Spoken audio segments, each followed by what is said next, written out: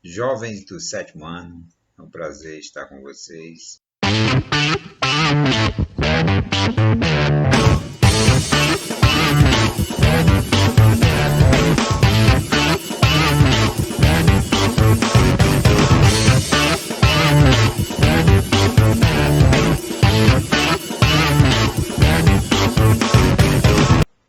Nós somos da Cooperativa Educacional Nova Vida.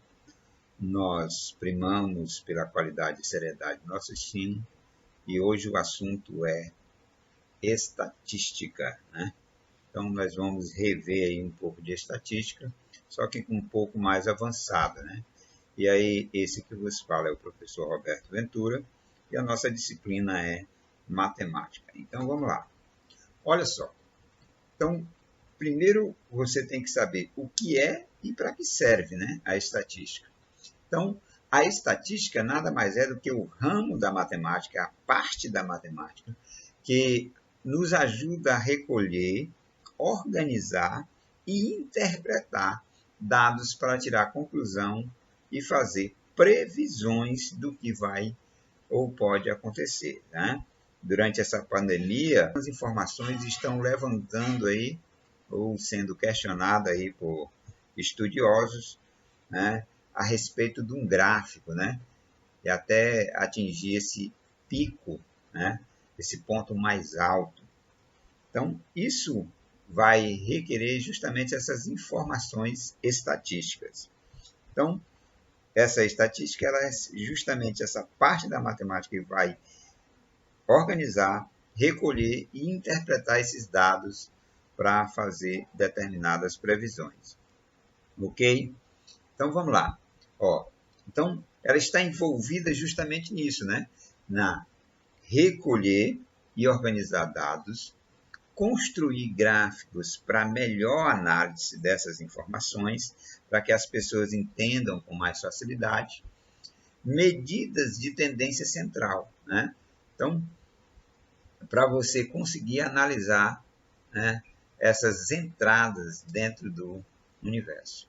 Então, para você ter uma visão geral de mundo. Então, a estatística vai envolver tudo isso aí. Olha só, duas coisas que você tem que fazer uma distinção. Primeira é a respeito de população. O que é população? População nada mais é do que o todo, o conjunto de todas as pessoas. Pode ser animal, pode ser objeto, pode ser aquele objeto de análise, o que você está estudando naquele determinado momento. Só que você tem que envolver todos, não pode ficar nenhum de fora. Então, se todos os elementos da população são observados, então você diz que você fez um recenseamento. Quer dizer, ninguém ficou de fora. Você fez um censo ou um levantamento exaustivo, quer dizer, que não ficou ninguém de fora. Você recorreu até o último recurso para pegar todos. Então, população vai envolver todos. Então, por exemplo, se nós, só para questão de análise, se você está estudando algo dentro da sua turma, a população é todos os alunos daquela sala. Então, se você separar só um grupo, então você não está mais envolvendo a população, certo? Agora, se você pegar só uma parte da população, né, que é o que acontece aí na maioria de algumas coisas, se você pega apenas uma parte dessa população, e aí você vai ter a amostra. A amostra só representa uma pequena parte da população. Então, quando você faz a análise apenas de uma pequena porção, né, não envolvendo o todo, então você tem uma amostra. E, a partir da amostra, podemos tirar uma conclusão geral de toda a população. Então, disse que quando você faz apenas uma análise da amostra, você fez uma sondagem, certo? Então, recenseamento, se falar em recenseamento, envolve população. Se falar em sondagem, você envolve amostra, ok? Então, ok? Olha só, nós vamos aí ver um exemplo para coletar algumas informações. A jovem Luísa perguntou para seus colegas de turno o número de irmãos de cada um e registrou pela ordem que eles foram respondendo. Então, o primeiro disse que tinha nenhum irmão, ele era filho único. O outro disse que tinha 4. 4. Veja que tem, à medida que eles foram respondendo, ela ia anotando. Então, para organizar os dados, essa daí é a parte da coleta, certo? Então, quando você vai coletar os dados, depois que você coleta esses dados, você vai organizar. Você pode organizar ele em tabelas e pode organizar também em gráficos. Então, a tabela é chamada de tabela de frequências. Então, existem 2 tipos, né, iniciais que você deve saber, que é a frequência absoluta e a frequência relativa. O que é a frequência absoluta? Que é representado por Fi. A frequência absoluta nada mais é do que o número de vezes que acontece determinada função que você está estudando. Aquilo que você está estudando, quando você faz a pergunta, por exemplo, ela fez a pergunta sobre o número de irmãos. Então, aquela informação, se eu perguntasse quantas pessoas nessa sala é filho único, então você ia procurar todos os que têm 0. Então, essa informação, né, essa quantidade de pessoas que são filhos únicos, era justamente a informação que eu queria, certo? Então, essa frequência é a quantidade. Quantos responderam aquela informação. Já a frequência relativa, que é representada por FRI, essa frequência relativa nada mais é do que a porcentagem da frequência absoluta. Então, quantos porcentos representam aquela informação? Uma das coisas primordiais que você tem que, ao montar uma tabela, é saber de onde é a fonte. No caso aí, a fonte foi os colegas, né? E ela fez uma pesquisa, ela pesquisando, a jovem Luísa. Então, ela questionou cada aluno da sala. Então, você percebe que tem um título aqui. Esse título vai estar envolvendo justamente o que ela está pesquisando. O que é que ela está pesquisando? O número de irmãos dos colegas de sala de aula. Então, o número de irmãos dos colegas da Luísa. Esse é o título dessa tabela. E aí, a primeira coluna é justamente a informação que ela está pesquisando. O que ela está pesquisando? O número de irmãos. Então, ó, tem aqueles que, pela pesquisa que ela fez, tem aqueles que não tinham nenhum irmão, tinham os que tinham só um irmão, tinham os que tinham 2 irmãos, tinham os que tinham 3 irmãos e tinham os que tinham 4 irmãos. No final, a última linha, você bota o nome total. Esse total, ele vai depender dessas informações aqui. Olha só, lá pelas informações que ela colheu da primeira coleta de dados, né? Os que tinham 0 irmão eram 5 pessoas. Os que tinham 1 irmão eram 6 pessoas. Os que tinham 2 irmãos eram 4 pessoas. Os que tinham 3 irmãos, 3 pessoas. Os que tinham 4 irmãos, 2 pessoas. Quando você soma tudo isso aqui, ó, 11, 15, 18, 20. Então, são 20 alunos na turma da Luísa. Né?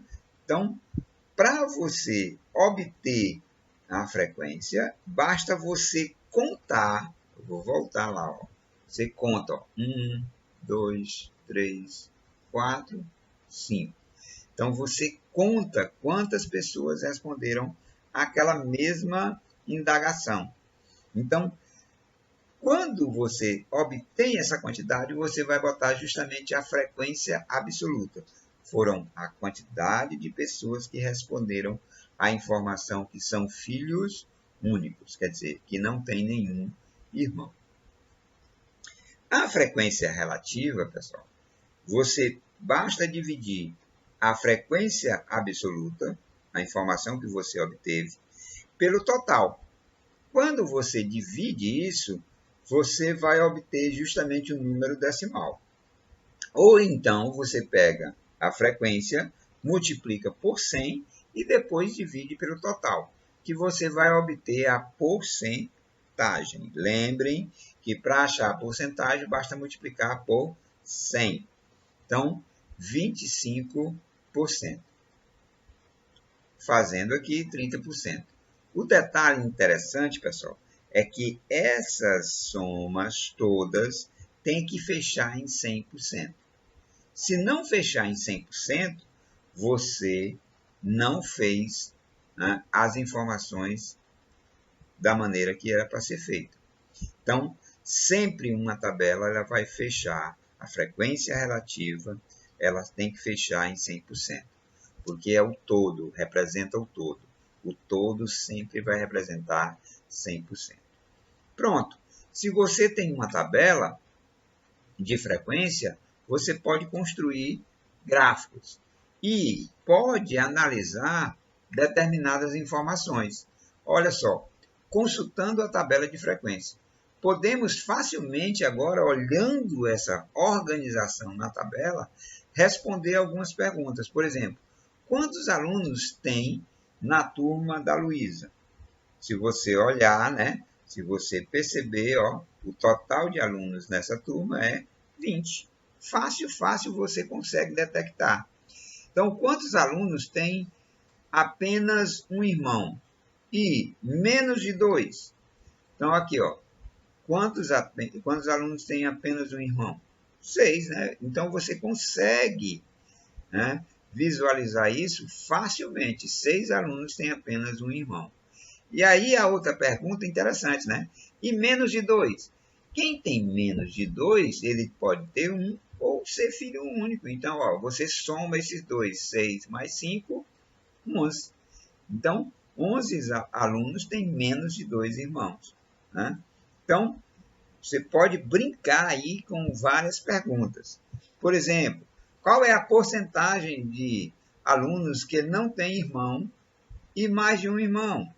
Se você ver, ó, não tem irmão, ó, 25%. E que tem mais de um irmão. Quem tem mais de um irmão pode ter 2, 3, 4. Então, você soma isso aqui, ó, 20, 30, 45. Então, 45% tem mais de um irmão. Então, veja que quando você coloca essas informações em uma tabela, você ganha uma visibilidade maior e essas perguntas ficam fáceis.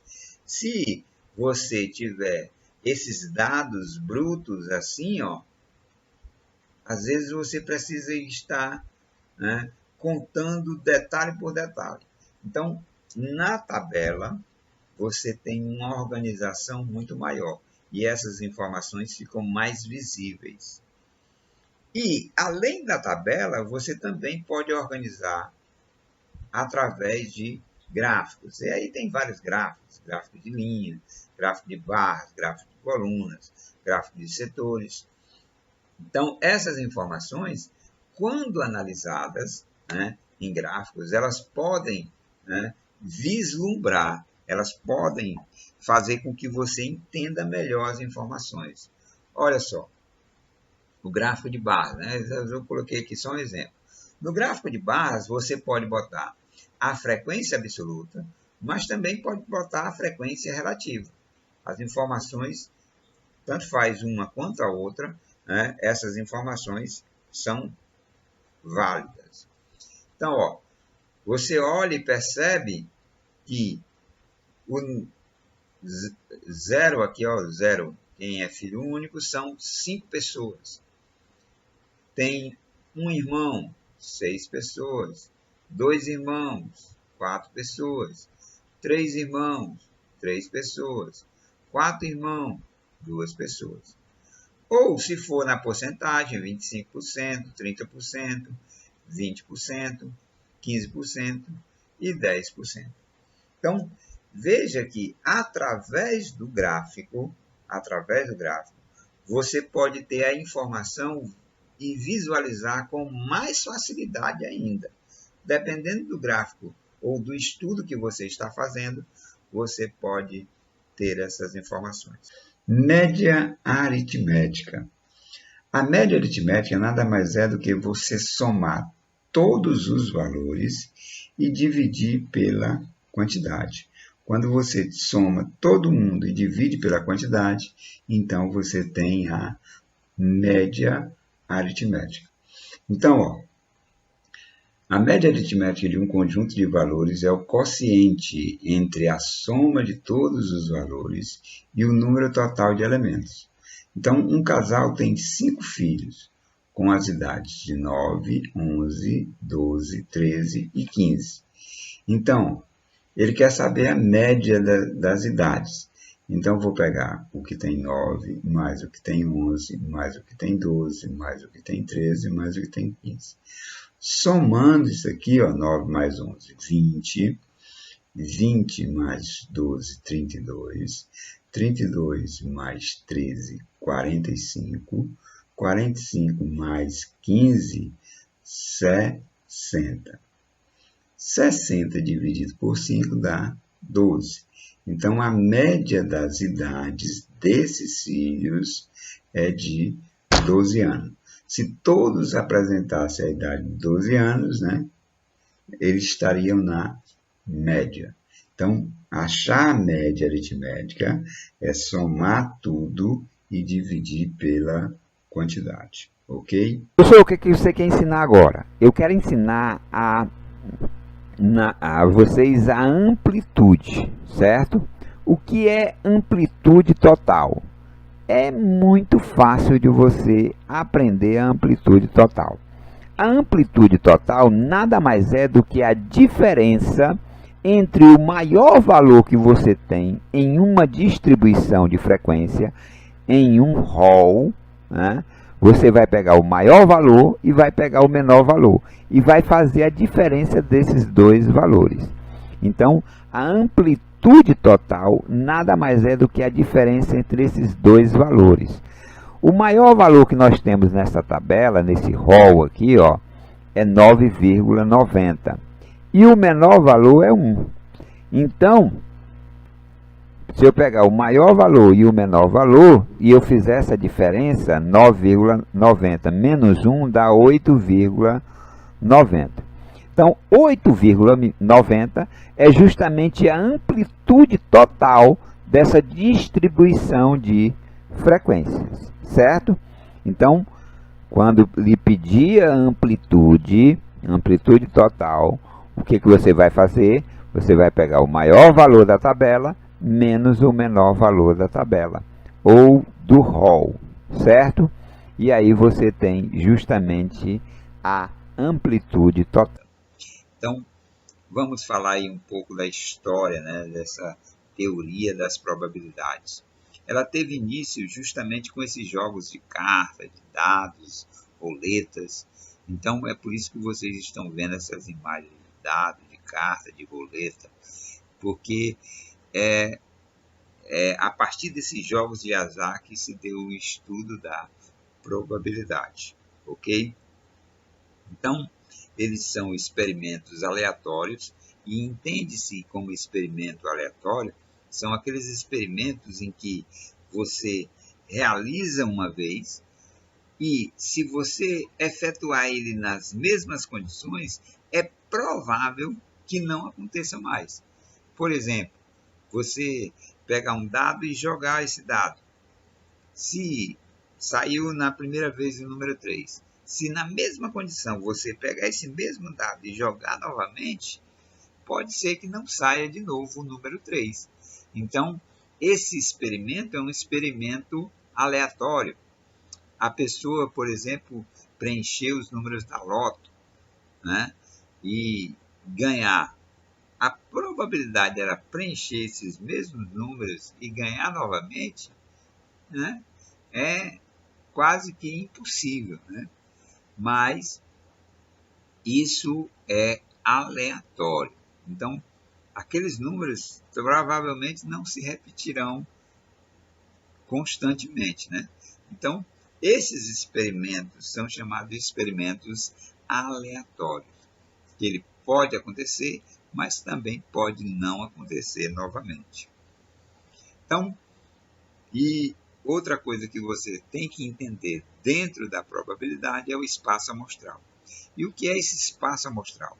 O espaço amostral nada mais é do que todas as possibilidades, todos os resultados possíveis dentro de um determinado evento. Então, esse espaço amostral é sempre representado pela letra S, certo? Então, por exemplo, num dado, o espaço amostral de um dado pode ser o número 1, 2, 3, 4, 5, 6. Não existe mais outra possibilidade, certo?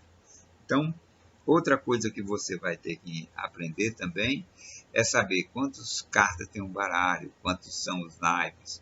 A gente vai ver isso provavelmente nesta aula. Provavelmente não, nós vamos ver nessa aula, porque vocês precisam entender alguns passos aí, vamos fazer algumas atividades. Então, conceito de probabilidade. O que é a probabilidade? A probabilidade de um determinado evento acontecer nada mais é do que a quantidade de casos favoráveis sobre a quantidade de casos possíveis. Por exemplo, num dado, se você jogar um dado, qual é a possibilidade de sair o número 4? Ora, quantos são os números 4 no dado? Só é um número 4, né?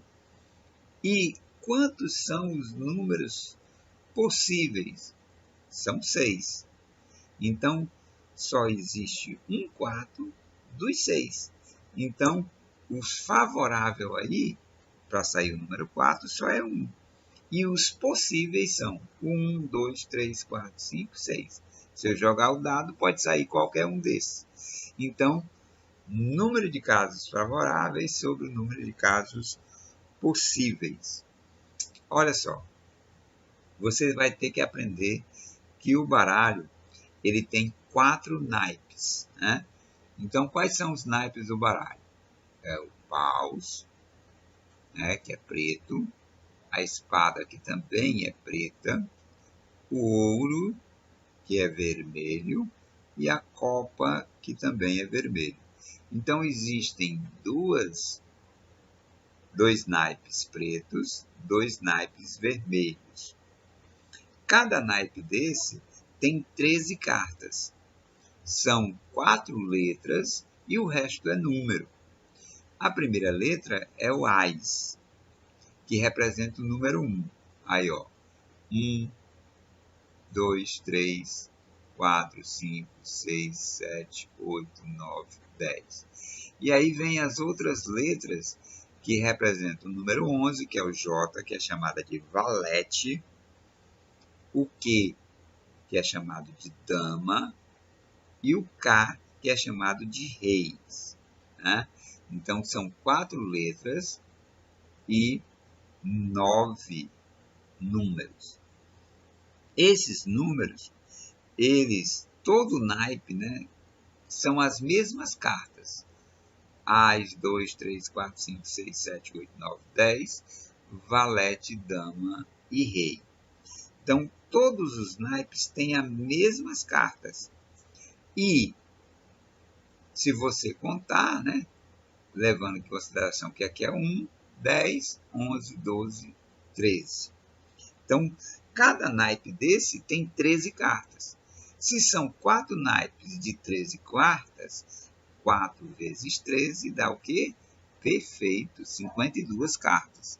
Então, o baralho ele tem 52 cartas. E alguém que pode questionar, e o Coringa? Aqui ninguém vai falar de Coringa, que ele é anti-herói, e anti-herói não está nos nossos planos, né? Nós queremos só as que estão possíveis, né?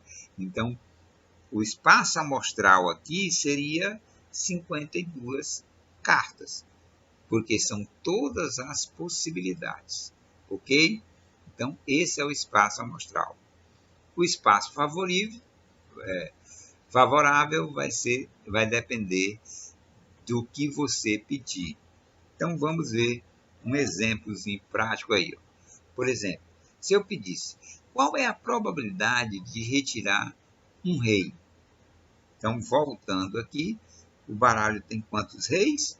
Olha, tem o rei de paus, o rei de espada, o rei de ouro e o rei de copas.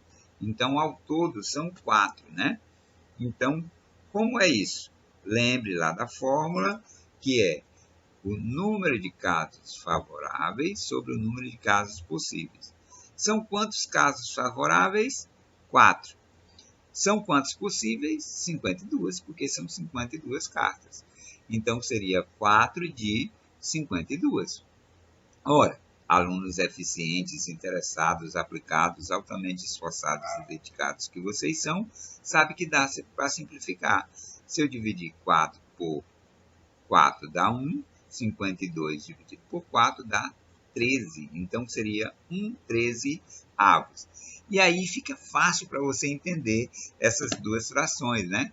Ora, das 52 cartas, eu tenho 4 possibilidades para tirar um rei. Ora, lembra que cada naipe são 13 cartas? Então, eu posso entender a seguinte coisa. Das 13 cartas de cada naipe, eu tenho uma possibilidade para tirar um rei. Olha, interessante como se relaciona uma com a outra, né?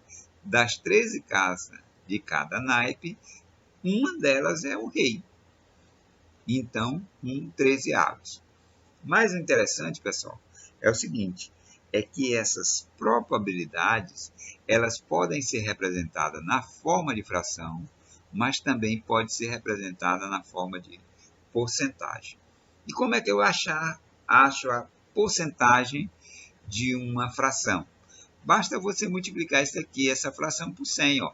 1 vezes 100 é 100, e 100 dividido por 13 dá exatamente 7,7%.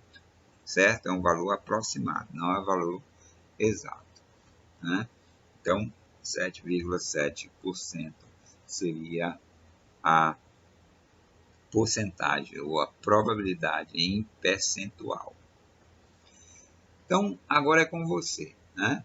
Olha, desafio. De um baralho de 52 cartas, uma é extraída ao acaso. Determine a probabilidade de sair o número 7. De sair o 5 de espada. E também, de sair um naipe de paus. Olha só, a situação do 7, veja que ele não pediu o naipe específico. Então, consequentemente, de sair o número 7, ora, são quantos 7 no baralho? Tem o 7 de paus, o 7 de espada, o 7 de ouro e o 7 de copas. São 4.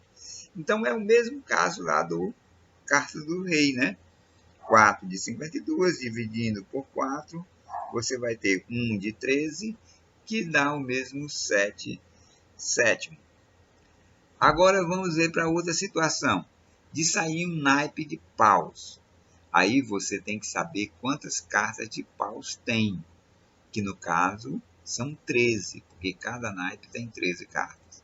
Então, de sair um naipe de paus, eu tenho quantas possibilidades, quantos casos favoráveis? São 13, porque são 13 cartas de paus, de um total de 52. Dividindo ambos por 13, eu vou ter 1/4. E aí você entende facilmente esse 1/4, né? Das 52 cartas, eu tenho 13 de paus. Dos 4 naipes, eu tenho um naipe que é de paus. Então, eu tenho 25% de chance de tirar uma carta de paus. Certo? De sair o 5 de espada. Aí, pessoal, é diferente lá da primeira. Lá era só se sair o número 7. Aqui ele não quer só um número específico. Além do número, ele quer o naipe. Então, ele quer um 5 de espada. São quantos 5 de espada no baralho?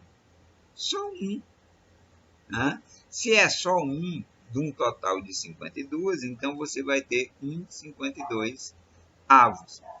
E aí não dá para simplificar. Né? Se não dá para simplificar, então você multiplica ali por 100, 1 vezes 100 é 100, e 100 dividido por 52 dá 1,9 aproximadamente. Ok? Então, porcentagem é isso, certo?